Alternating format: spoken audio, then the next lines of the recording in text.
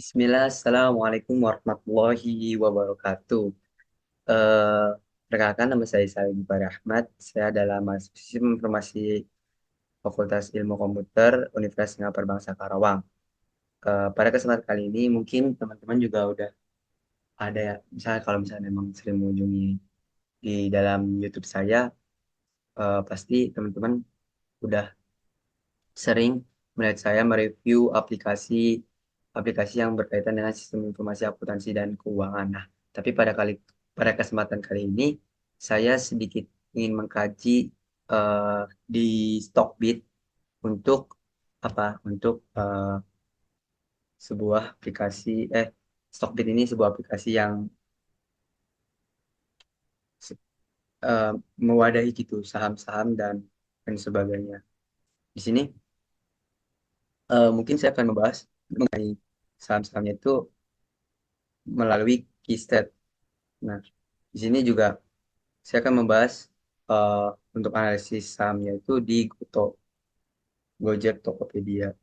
Nanti bisa bareng-bareng sama kita, sama saya juga, kita sedikit menelusuri apa sih yang ada di dalam keystat yang disediakan Stockbit itu. Nah, mungkin ya ini adalah pekerjaan teman-teman anak sistem informasi akuntansi dan keuangan juga dan mempelajari sistem informasi akuntansi dan keuangan kita bakal bisa bagaimana caranya nih membentuk seperti ini, membentuk barisan angka ini untuk diimplementasikan kepada aplikasi gitu. Jadi agar tahu gitu agar tahu sistem informasi yang dibawakan pada penjelasan ke masyarakat umum. Nah, mungkin ya teman-teman di sini ada yang tahu nggak sih Kistet itu apa? Nah, Kistet itu adalah fitur di Stockbit yang menyediakan rangkuman rasio-rasio penting emiten yang terdaftar di bursa. Rasio tersebut dikelompokkan sesuai dengan karakteristiknya, yaitu yang pertama ada size, ada probability, growth, dan liquidity valuation. Nah, di sini bisa sama teman-teman juga bisa dilihat tuh apa aja sih yang ada di dalamnya. Ini ada 13 kurang lebih, ada current valuation, pre-share, fluency, management, effect, effectiveness, net income, sama revenue, probability, growth, dividend, market time, income statement, balance sheet, cash flow, statement, past performance. Nah, untuk penjelasan kali ini tuh kenapa sih kita menjelaskan melalui key stat? Nah, nanti kalau misalnya udah menjelaskan di key stat nih, udah tahu gitu bagaimana penjelasannya atau apa. Jadi harapan teman-teman juga bisa menganalisis saham ketika teman-teman nanti akan eh, apa namanya akan menginvestasikan gitu di capital market ini termasuk capital market. Nah, mungkin kita bahas ya satu persatu langsung aja. Yang pertama itu ada current valuation. Nah, untuk current valuation ini di atau yang juga dikenal dengan intrinsic value dan atau fair value adalah perkiraan nilai suatu saham. Nilai ini mewakili harga di mana satu saham seharusnya diperdagangkan berdasarkan faktor-faktor fundamentalnya seperti laba, aset, dan prospek pertumbuhan. Nah, Stockbit menyediakan perkiraan current valuation untuk saham menggunakan metode price to earnings. Nah, PE. PE itu price to earnings. Rasio PE adalah metrik valuasi yang membandingkan harga saham saat ini suatu perusahaan dengan laba per sahamnya, IPS-nya. Rasio PE yang lebih tinggi menunjukkan bahwa investor bersedia membayar lebih untuk setiap dolar laba, yang menunjukkan bahwa mereka percaya perusahaan memiliki prospek pertumbuhan yang kuat. Sebaliknya, rasio PE yang lebih rendah menunjukkan bahwa investor percaya potensi pertumbuhan perusahaan terbatas. Nah, untuk di sini kan bisa dijelasin sedikit-sedikit ya mungkin ya. Langsung masuk ke dalam sini. Ya, bisa dilihat di current valuation. Pertama itu ada current PE ratio analysis. Nah, ini adalah perbandingan antara harga saham saat ini dengan laba bersih tahunan per saham. Nilai yang lebih rendah menunjukkan bahwa perusahaan tersebut under value. Nah, di sini karena minus ya, mendapatkan minus si current value PE ratio apa analyzernya berarti dia lagi undervalued nih si Tokopedia ini. Terus kalau current PE rasio itu TTM itu apa sih? Mungkin teman-teman juga masih bertanya-tanya. Current PE ratio TTM perbandingan antara harga saham saat ini dengan laba bersih trailing 12 months per saham. Nilai yang lebih rendah menunjukkan bahwa perusahaan tersebut undervalued. Nah, sama juga di sini kalau rendah itu ya tadi kan udah dibahas kalau misalkan rendah itu kalau misalkan minus atau rendah itu ya undervalued. Kalau misalkan kelebihannya berarti nggak undervalue gitu. Nah, untuk forward PE ratio-nya nggak di ini, tapi forward PE ratio itu perbandingan antara harga saham saat ini dengan perkiraan laba bersih tahun depan per saham. Ini yang lebih rendah menunjukkan bahwa perusahaannya tersebut undervalue. Nah, untuk selanjutnya itu ada IHSG per rasio TTM median.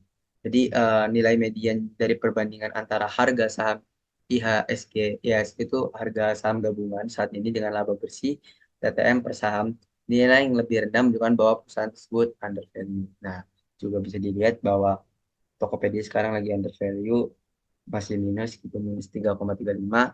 Terus selanjutnya itu ada earnings yield TTM. Inisial TTM perbandingan antara laba bersih TTM per saham dengan harga saham saat ini. Nilai yang lebih tinggi menunjukkan bahwa perusahaan tersebut undervalued. Nah, di sini mungkin beda ya. Kalau misalkan nilai yang lebih tinggi menunjukkan bahwa perusahaan itu undervalued. Nah, perbandingan antara laba bersih TTM per saham dengan harga saham saat ini. Ternyata untuk earnings yield-nya itu dia memiliki minus 22,19%. Nah, satu adalah current price to sell. Nah, current price to sell (CTM) perbandingan antara harga saham saat ini dengan pendapatan TTM per tahun per saham. Nilai yang lebih rendah menunjukkan bahwa perusahaan tersebut undervalued. Nah, untuk current price to sell itu ya berarti membandingkan yang udah dijual sama enggak. Nah, untuk ini ya nggak minus gitu. Jadi mungkin ya di sini nggak undervalue banget ya. Di sini untuk penjualan perbandingan antara harga saham saat ini dengan pendapatan TTM per sahamnya itu ya masih di normal, cuma ya segini tuh ya dibilang sedikit sama banyak juga nggak juga gitu. Selanjutnya itu ada current price to book value. Current price to book value TTM perbandingan antara harga saham saat ini dengan nilai buku per saham. Nilai yang lebih rendah menunjukkan bahwa perusahaan tersebut undervalued. Nah, baru di sini juga sama kayak current price to sell, nggak minus, tapi ya dibilang banyak nggak banyak, ya masih aja undervalue gitu. Rendah untuk nilainya. Nah, untuk selanjutnya itu ada current price to cash flow. Nah, uh, current price to cash flow perbandingan antara harga saham saat ini dengan arus kas bersih TTM per saham, nilai yang lebih rendah menunjukkan bahwa perusahaan tersebut undervalued. Nah, di sini sama juga current price to cash flow-nya ya minus 17,13, lagi undervalue gitu. Sama juga current price to free cash flow-nya itu kalau dijelaskan itu adalah perbandingan antara harga saham saat ini dengan arus kas bebas. Nah, kalau yang tadi itu arus kas bersih, sekarang arus kas bebas. TTM. Nilai yang lebih rendah menunjukkan bahwa perusahaan tersebut undervalue. Masih sama aja kayak yang tadi, uh, price to cash flow juga minus-minus juga berarti lagi rendah gitu. Terus ada IF to EBITDA. IF to EBITDA adalah perbandingan antara nilai perusahaan dengan laba sebelum bunga, pajak, depresiasi, dan amortisasi. EBITDA TTM nilai yang lebih rendah menunjukkan bahwa perusahaan tersebut undervalue. Nah, jadi sama aja, Pak. Ini juga minus perbandingan nilai perusahaan dengan laba sebelum bunga. IF to EBIT itu ya sebelum ada bunga gitu hitungannya, tapi ternyata masih aja minus gitu. Jadi ya masih undervalue. Setelah itu ada IF to F tidak, perbandingan antara nilai perusahaan dengan F tidak. PTM nilai yang lebih rendah menunjukkan bahwa perusahaan tersebut undervalue. Masih sama aja lagi undervalue. Nah, mungkin buat di sini gitu, di current valuation ini menurut saya banyak sekali gitu pertimbangan-pertimbangan yang dihasilkan oleh Tokopedia itu banyak sekali yang under value. Maka pertumbuhan yang bakal terjadi di perusahaan ini ternyata masih sedikit gitu, nggak berani naruh di yang mana kas bersih, alur alur uangnya, alur kasnya gitu, kita nggak tahu kemana aja. Bisa belum ada pertimbangan yang pesat dari pihak Tokopedia, bahkan Tokopedia juga terkena notasi ya untuk ini. Nah mungkin seperti itu teman-teman untuk ukuran valuation sendiri. Nah setelah itu ada pre-share. Nah untuk pre-share ini apa sih pre-share itu? Pre-share itu eh, mengacu pada rasio keuangan yang dihitung berdasarkan laba bersih atau pendapatan perusahaan dibagi dengan jumlah saham yang beredar. Rasio ini digunakan untuk mengukur kinerja keuangan suatu perusahaan dari sudut pandang pemegang saham. Jadi untuk pemegang saham itu ya bisa dilihat dari P-share ini, teman-teman. Untuk penjelasan nilainya itu ya lanjut aja langsung ke current EPS TTM. Nah, current EPS TTM laba per saham rata-rata untuk 3 bulan terakhir. Nilai negatif menunjukkan bahwa perusahaan mengalami kerugian. Nah, sini Tokopedia sedang mengalami kerugian karena ininya negatif ya, mungkin startup ya sering banget bakar uang cuma nggak balik lagi. Jadi banyak sekali sih startup-startup yang seperti itu gitu mengembangkan ide-idenya, ya namanya bisnis baru dan mungkin orang-orang kurang memahaminya, jadi ada aja yang belum bisa menarik gitu. Selanjutnya ada current EPS annualized. Laba per saham rata-rata jika kerugian yang terjadi dipertahankan selama 1 tahun, nilai negatif menunjukkan bahwa perusahaan kemungkinan besar akan mengalami kerugian yang lebih besar di masa pendatang. Wah, ternyata Tokopedia ini mengalami eh, lonjakan, misalnya kayak belum tentu gitu. Bahkan di masa datang itu dianggap memiliki kerugian. Terus itu ada revenue per share TTM, pendapatan per saham rata-rata untuk 3 bulan terakhir. Nilai positif menunjukkan bahwa perusahaan menghasilkan pendapatan yang cukup untuk menutupi biaya.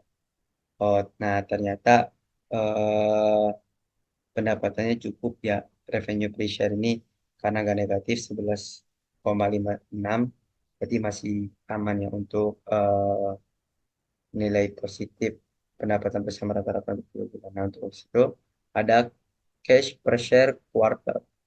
Kas per, per saham pada akhir kuartal terakhir, nilai positif menunjukkan bahwa perusahaan memiliki cukup kas untuk memenuhi kewajibannya. Alhamdulillah, mungkin orang-orang masih percaya, masih mengharapkan bahwa Tokopedia ini tuh bisnis yang sangat menggiurkan, tahu bisnis saham yang ini dan lain sebagainya, berinovasi. Nah, ternyata ya mereka masih bisa bayar gitu cash per share-nya 2,49. Jadi ya eh, nilai positif menunjukkan bahwa perusahaan memiliki cukup kas untuk memenuhi kewajibannya. Oke. Ada current book value per share. Current book value per share, nilai buku per saham yaitu nilai aset bersih perusahaan dibagi dengan jumlah saham beredar. Nilai positif menunjukkan bahwa perusahaan memiliki aset yang lebih besar dari kewajibannya. Nah, ya itu dari banyak banget pertimbangan-pertimbangan kata eh, dari Tokopedia ini sendiri udah menyiapkan gitu yang saham yang bukan saham sih, apa namanya, arus kas yang tersedia untuk investor setelah perusahaan memenuhi kewajibannya. Nilai negatif menunjukkan bahwa perusahaan tidak menghasilkan arus kas yang cukup untuk membayar dividen atau memiliki kembali eh, kembali itu pembahasan untuk free cash flow per share. Nah, data untuk yang misalkan banyak itu menunjukkan bahwa perusahaan memiliki aset yang lebih besar dari kewajibannya. Jadi kewajibannya segini, tapi dia punya juga gitu uang kasnya. Itu ada free cash flow per share. Nah, arus kas bebas bersaham yaitu arus kas yang tersedia untuk investor setelah perusahaan memenuhi kewajibannya. Nilai negatif menunjukkan bahwa perusahaan tidak menghasilkan arus kas yang cukup untuk membayar dividen atau membeli kembali sahamnya. Nah, eh, ya gitu. Jadi ternyata di ini kelemahannya juga sama, ada juga gitu. Dia nggak bisa menarik gitu, membayar dividennya. nggak bisa banyak-banyak membeli kembali sahamnya, jadi seperti itu. Maka di sini juga minus. Itu ya keputusannya ya masih ada banyak banget dipertimbangin, apalagi untuk free cash flow per share juga di atas juga banyak sekali. Mungkin selanjutnya langsung ke pengertian solvensi ya. Nah, untuk solvensi itu di bawah. Lalu, hmm,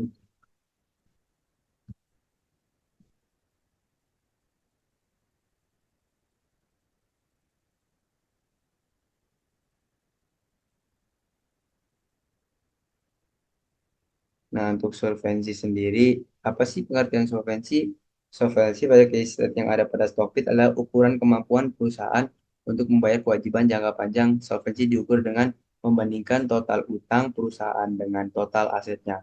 Rasio yang umum digunakan untuk mengatur solvensi adalah debt to equity ratio (DER), DER, debt to total asset ratio (DTAR), dan Interest Coverage Ratio (ICR). Nah, untuk penjelasan nilai-nilai di dalam tabel solvency ini yang pertama itu ada current ratio quarter. Nah, rasio ini mengukur kemampuan perusahaan untuk membayar kewajiban jangka pendeknya dengan menggunakan aktif lancarnya. Semakin tinggi rasio ini, semakin baik kemampuan perusahaan untuk membayar kewajiban jangka pendeknya. Nah, untuk current ratio ini ya masih mending ya mungkin ya. Saya masih mending itu dalam artian kita nggak dapat kayak tadi minus-minus gitu. Jadi ya mungkin masih bisa bayar di kisaran 2,52. Nah, setelah itu ada quick ratio. Nah, untuk quick ratio ini ya di quarter, rasio ini mirip dengan current ratio, tapi tidak memperhitungkan persediaan-persediaan terkadang sulit untuk di, dilikuidasi, sehingga quick ratio memberikan gambaran yang lebih realistis tentang kemampuan perusahaan untuk membayar kewajiban jangka pendeknya. Itu. Nah, untuk quick ratio. Satu ada debit of equality ratio quarter. Nah, rasio ini mengukur proporsi utang terhadap ekuitas perusahaan. Semakin tinggi nilai rasio ini, semakin besar utang perusahaan dan semakin besar risiko perusahaan tersebut. Dalam kasus ini, debit of equity itu ada 0,01 yang berarti bahwa perusahaan memiliki utang yang sangat kecil dibandingkan dengan ekuitasnya. Nilai ini menunjukkan bahwa perusahaan memiliki struktur keuangan yang sangat kuat dan memiliki risiko gagal bayar yang sangat rendah. Selanjutnya itu ada LTD debt atau equity. Rasio ini mirip dengan debt to equality ratio, tapi hanya memberikan ulang jangka panjang perusahaan. Dalam kasus ini, nilai LTI debt atau equity rasio juga adalah 0,01 yang menunjukkan bahwa perusahaan memiliki utang jangka panjang yang sangat kecil dibandingkan dengan equity. Nah, itu ada total liabilities equity. Rasio ini mengukur proporsi total ulang terhadap ekuitas perusahaan. Rasio ini memiliki arti yang sama dengan debt of equity ratio, tetapi memperhitungkan semua jenis utang termasuk utang jangka panjang dan utang jangka pendek. Dalam kasus ini, nilai total liabilities atau equity quarter rasio adalah 0,14 yang berarti bahwa ia menunjukkan bahwa uh, perusahaan memiliki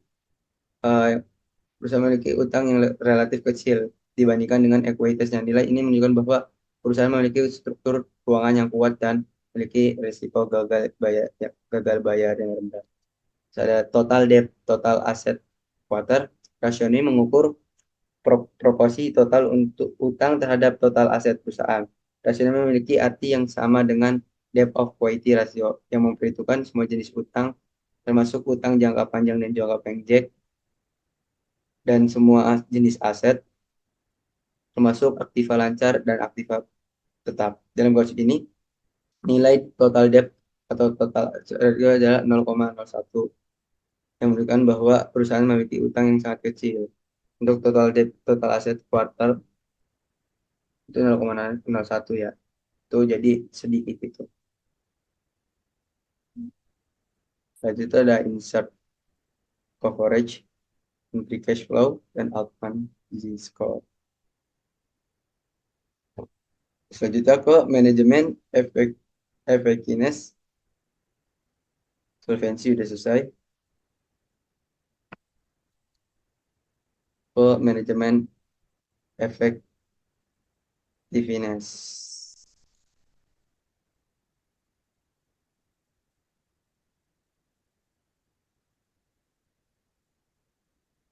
Nah, untuk pengertian manajemen effectiveness itu manajemen effectiveness pada case stat adalah indikator yang mengukur efektivitas manajemen dan mengelola perusahaan. Jadi yang pertama itu ya kita bisa dapat lihat di return aset itu apa. Jadi saya bacain aja ya langsung biar lumayan bisa pahami. Rasio on asset merupakan rasio yang mengukur seberapa efektif suatu perusahaan menghasilkan keuntungan dari asetnya. ROA dihitung dengan membagi laba bersih dengan total aset.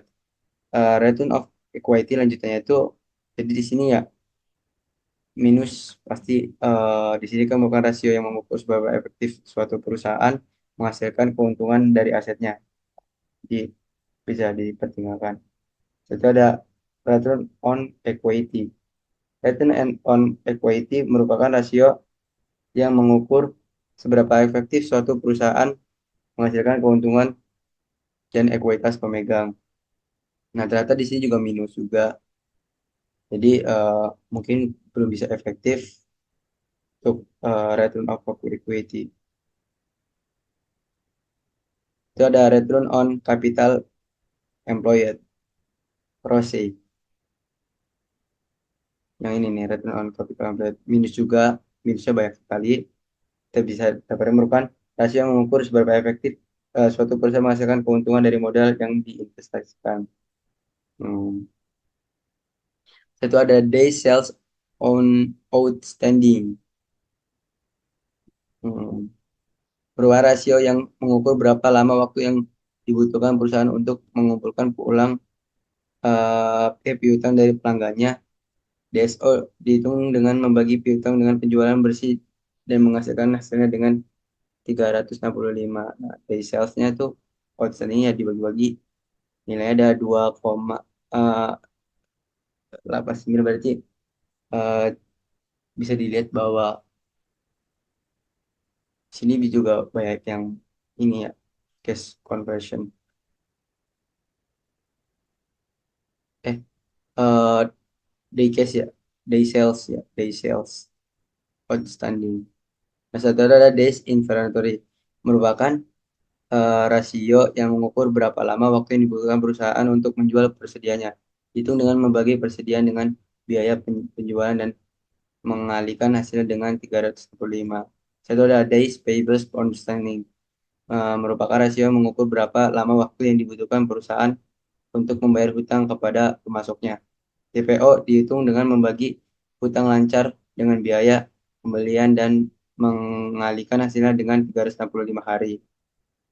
Cash conversion cycle. Nah, merupakan rasio yang mengukur berapa lama waktu yang dibutuhkan perusahaan untuk mengubah uang yang diinvestasikan dalam persediaan dan piutang menjadi uang tunai.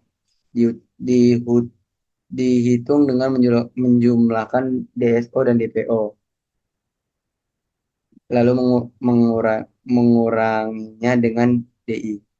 Setelah itu ada receivables turnover, merupakan rasio yang mengukur berapa kali perusahaan mengumpulkan piutangnya dalam setahun. Serta dihitung dengan membagi penjualan bersih dengan piutang. Setelah ada aset turnover, merupakan rasio yang mengukur seberapa efisien perusahaan menggunakan asetnya untuk menghasilkan penjualan tadi. Dihitung dengan membagi penjualan bersih dengan total aset. Satu terakhir ada inventory turnover, merupakan rasio yang mengukur seberapa cepat perusahaan menjual persediaannya. IT dihitung dengan membagi penjualan bersih dengan persediaan. Di sini jadi banyak sekali ya ada rasio-rasio yang mungkin setuju atau tidak setuju. Eh, di manajemen effectiveness ini semoga ya bisa diambil sesuai dengan tujuannya tadi gitu pertama-tama.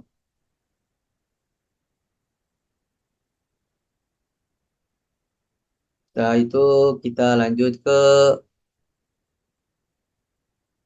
sini. net income dan revenue.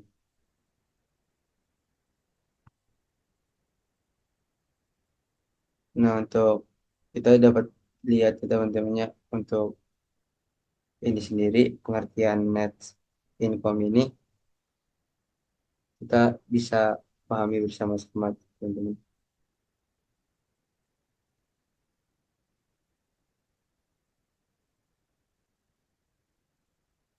Nah, untuk net income ini pakainya kan periode. Jadi ada pendapatannya berapa, di sini dapat dilihat. Terus ya sama aja sih kayak yang lain.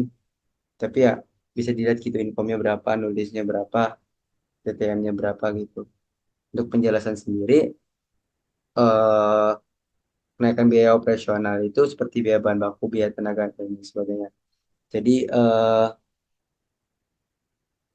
pendapatannya tuh lumayan gitu. Hmm. Tapi juga banyak sekali sih pertimbangan-pertimbangan yang ada di net income ini. Terus untuk revenue sendiri ya seperti ini. Jadi kurang lebih kayak yang tadi. Nah, itu dilihat sendiri. Hasilnya ada probability. Untuk probability ini bergeraknya dalam apa sih? Ini teman-teman nanya ya. Probability itu geraknya di mana?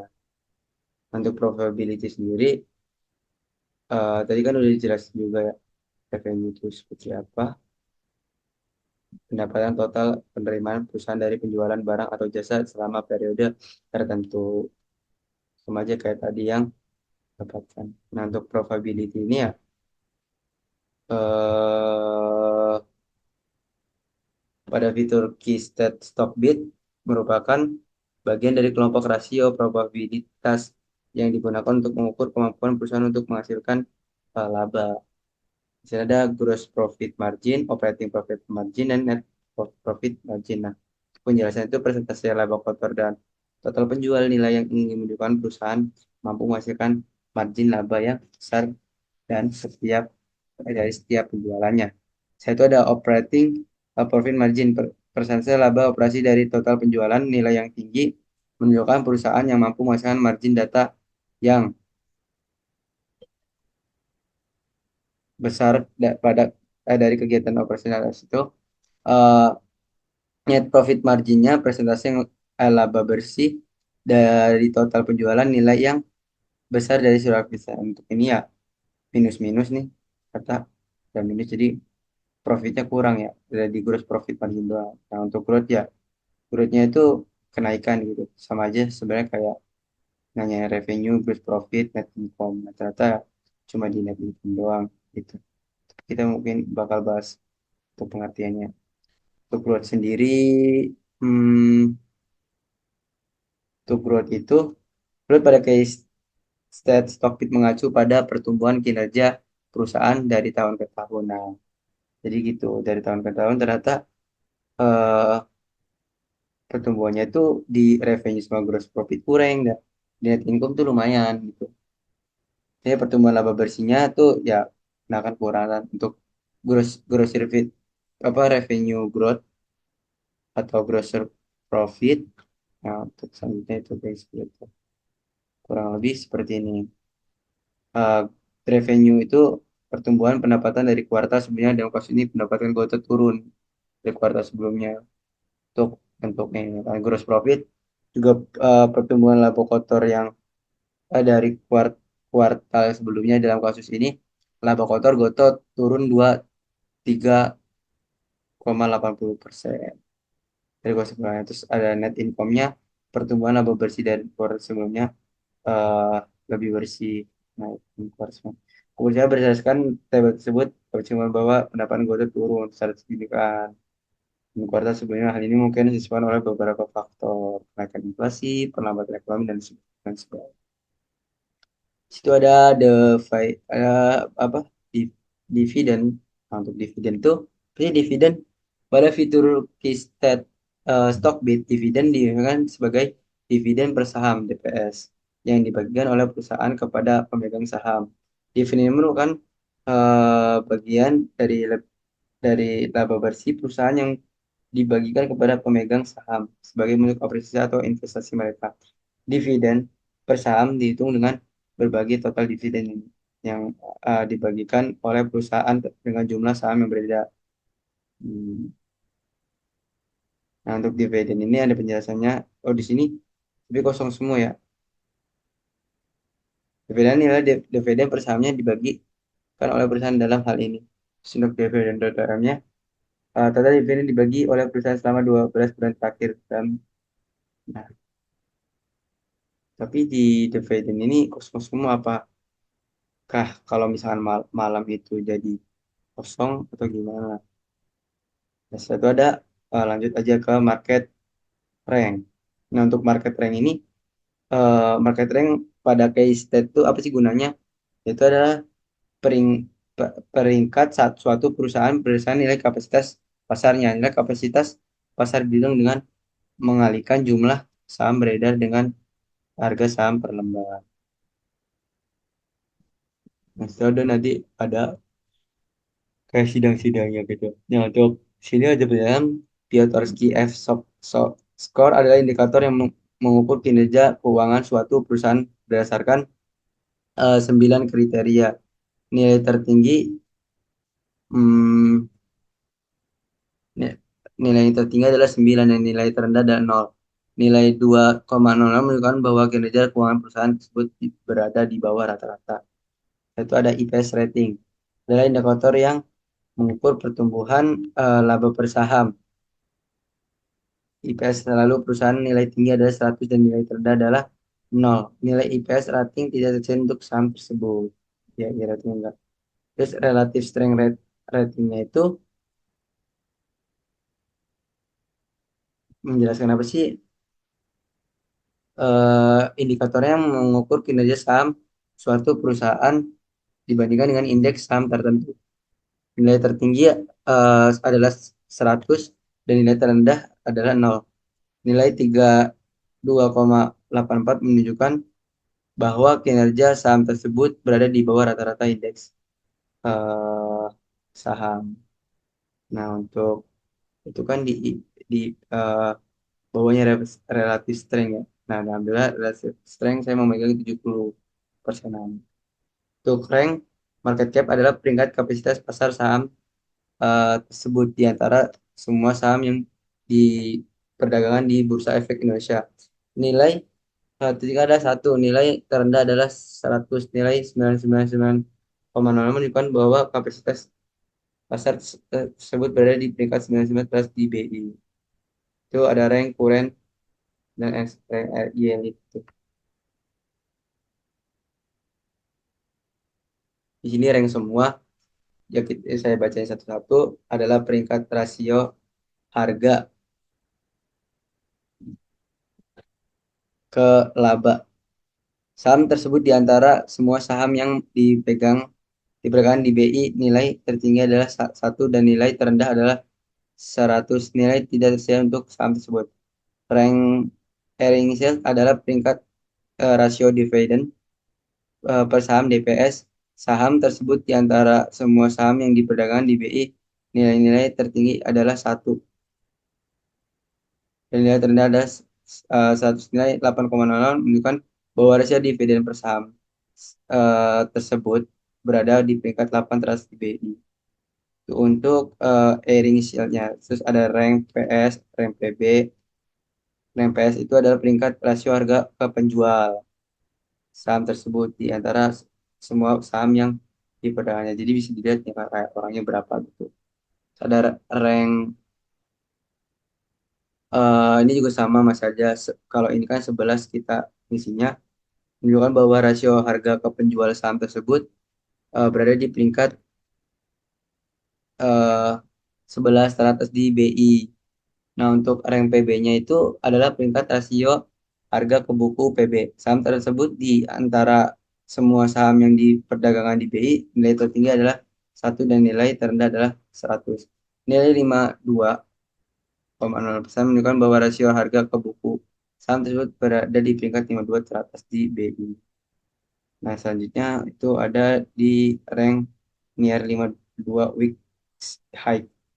Adalah peringkat jarak jauh, jarak harga saham tersebut dari harga trading tertingginya dalam 52 minggu terakhir. Nilai tertinggi adalah 1 dan nilai terendah adalah 100. Nilai 11% menunjukkan bahwa harga saham tersebut berada di peringkat 11 teratas dari harga tertinggi dalam 52 minggu terakhir. Nah, untuk market trend. Setelah itu ada penjelasan mengenai kita next ya.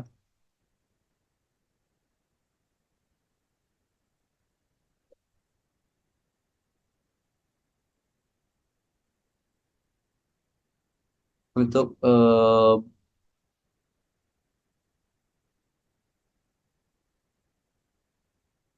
satu itu ada di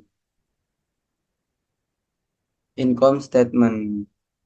Kita bahas income statement dulu ya, teman-teman. Nah, untuk income statement ini apa sih? Ya, seperti yang tahu kan, income statement adalah cash pada stock feed adalah bagian dari laporan keuangan yang menggambarkan kinerja operasional perusahaan sama periode tertentu. Income statement dia ada beberapa komponen, yaitu seperti di bawah ini. Ya, ada ya, langsung aja. Revenue, total pendapatan perusahaan selama 12 bulan terakhir. Trailing 12 months adalah 13,891 triliun. Nah, untuk gross profitnya itu laba kota perusahaan selama 12 bulan terakhir adalah 8,491 triliun. Laba kotor adalah selisih antara pendapat dan biaya pokok penjual. Nah, itu seperti itu. Terus FT-nya laba sebelum harga pajak depresiasi dan amortisasi FT dia adalah ukuran kinerja keuangan yang digunakan untuk menilai kemampuan perusahaan menghasilkan uang dari operasinya. Setelah ada net income. Laba bersih perusahaan selama 12 bulan terakhir adalah negatif 28,798. Laba bersih adalah ukuran kinerja keuangan yang paling penting karena menunjukkan berapa banyak uang yang tersisa bagi perusahaan setelah membayar semua pengeluaran. Jadi lihat juga gitu, untuk income statement-nya. Itu ada balance sheet-nya. Nah, untuk balance sheet tadi kita langsung masuk aja. Balance sheet itu sih gunanya buat apa sih? Balance sheet adalah salah satu bagian dari rasio fundamental yang disajikan. Rasio ini menunjukkan kondisi keuangan perusahaan. Jadi buat yang mau ini bisa dilihat nih dari sini, dari balance sheet. Untuk yang pertama itu ada uh, cash, adalah jumlah uang tunai dan setara kas yang dimiliki oleh perusahaan. Setelah ada total aset. Setelah ada jumlah keseluruhan aset yang dimiliki. Total IABS ada jumlah seluruh keseluruhan kewajiban yang dimiliki oleh perusahaan. Ada working capital. Untuk working capitalnya adalah selisih antara total aset lancar dan total kewajiban lancar. Working capital merupakan ukuran kemampuan perusahaan untuk memenuhi kewajiban lancar. Apa? Lancaran. Ada. Itu ada total equity. Total equity itu ada jumlah keseluruhan ekuitas pemegang saham. Ekuitas pemegang saham adalah jumlah kekayaan bersih perusahaan ini. Terus ada long term debt, short term. Nah, untuk ini adalah keseluruhan kewajiban jangka panjang yang dimiliki perusahaan. Yang satu itu jangka pendek. Nah, untuk total debt-nya adalah jumlah keseluruhan kewajiban yang dimiliki oleh perusahaan baik jangka pendek maupun jangka panjang. Seperti dilihat nih.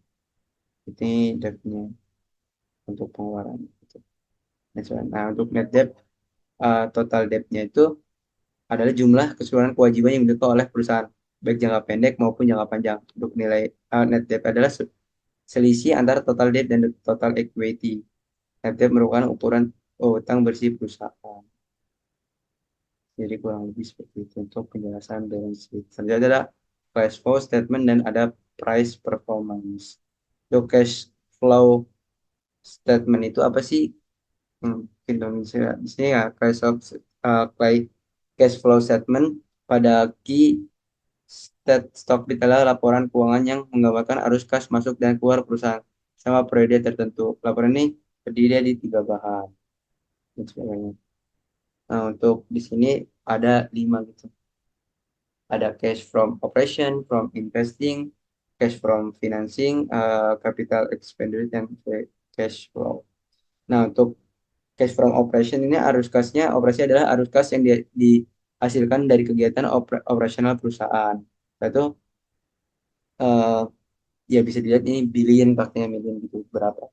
Cash flow investing itu arus kas dan investasi adalah arus kas yang dihasilkan dari kegiatan investasi yang untuk financingnya, untuk pembiayaan perusahaan. Satu ada capital expenditure. Pengeluaran modal adalah pengeluaran yang dilakukan perusahaan untuk membeli aset tetap seperti tanah, bangunan, dan peralatan. Pada kasus ini pengeluaran modal perusahaan benda juga.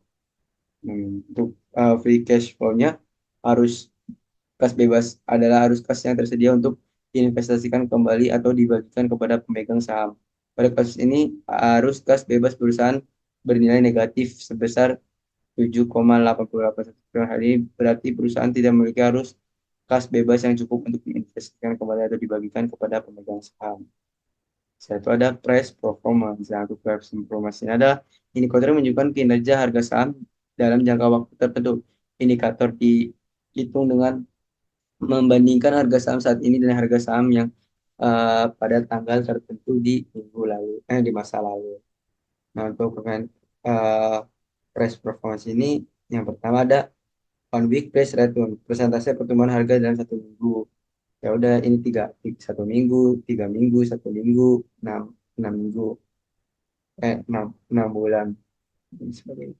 Untuk satu yes return, persentase perubahan harga saham dalam 6 bulan di berapa di situ. Nah, satu ada year to date price returns. Oh, persentase perubahan harga saham dari awal tahun hingga saat ini. Nah, setelah itu ada 52 week high. Nah, harga tinggi saham ada 52 minggu terakhir. Nah, terus harga terendah saham dalam 52 hingga terakhir. Seperti itu. Kurang lebih seperti itu pembahasan mengenai stat ya. Kurang lebihnya mohon maaf. Jadi nanti teman-teman bisa di-sharing aja. Jadi kan udah sedikit-sedikit juga, saya juga kurang mendalami mengenai ini. Yang pasti jadi tahu gitu alur uangnya kemana dan lain sebagainya. Jadi misalkan naruh saham di sini juga bisa mikir-mikir, oh iya ini startupnya lagi bermasalah, oh ini eh, perusahaannya sedang bermasalah dan lain sebagainya. Jadi bisa dilihat gitu pelan-pelan dari current valuation-nya, dari free share-nya, dari dan lain sebagainya semuanya gitu. Ada pendapatan, ada pemasukan. Ya, jadi nanti diharapkan juga nah, sistem informasi akuntansi dan keuangan ini bisa membuat kayak gini yang lebih memudahkan orang-orang bisa memahaminya gitu. Ya mungkin inilah penjelasan dari saya yang kurang berilmu dan kurang ada bimbingan, makanya jadi otodidak nyari sendiri dan memikirkan sendiri bagaimana cara menyampaikan